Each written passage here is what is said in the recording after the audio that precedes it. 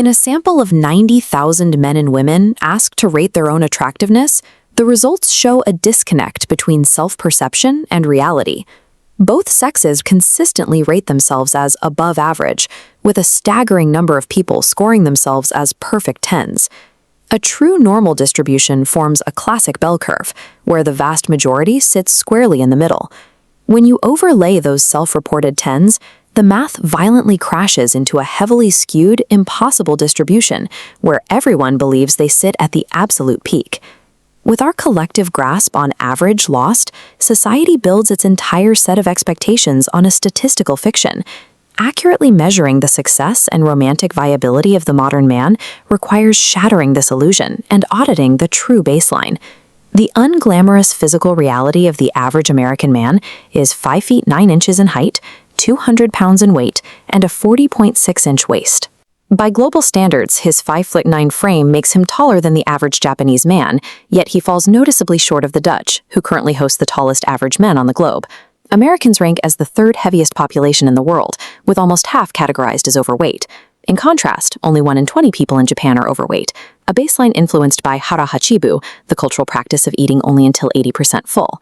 Biological aging also hits earlier than many expect.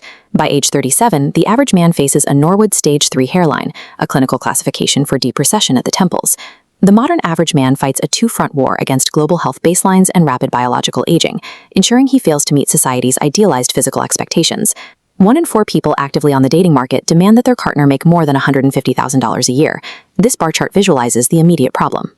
While a large fraction of the dating pool waits for a $150,000 earner, the average American man makes roughly $50,000.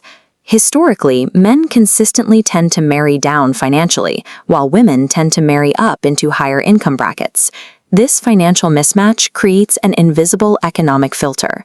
Before a first date is even scheduled, the average man is mathematically priced out of a massive sector of the romantic market.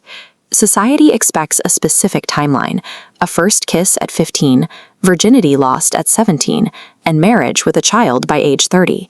This pie chart shatters that timeline. 30% of men haven't had a single date in the last year. Morphing into a scale, it reveals the app economy disparity. Men send 40 likes for a single match, whereas women get a match for every 2. Men report that their biggest barriers are a lack of money and confidence. For women, the primary deterrent is dealing with bad past experiences. Modern dating apps operate as hyper-efficient filtering algorithms, perfectly calibrated to exploit the physical and financial insecurities of the average man.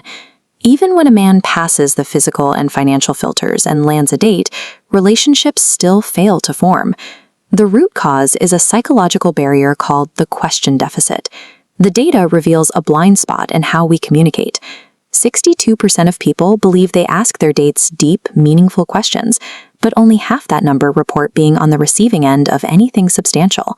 This deficit traps the dating landscape in endless superficial chit-chat, where couples fail to build an emotional bridge. The average man is isolated by a failure to forge the emotional resonance required for a second date. Bypassing superficial small talk requires the Socratic method, using the word why to trigger genuine depth. The modern man is measured against an inflated, statistically impossible standard of perfection. Despite his 5'9" frame, his receding hairline, and his median income, statistics show between 3 and 15 women secretly had a crush on him. Stripped of delusional standards, the baseline of average reveals far more romantic potential than society suggests.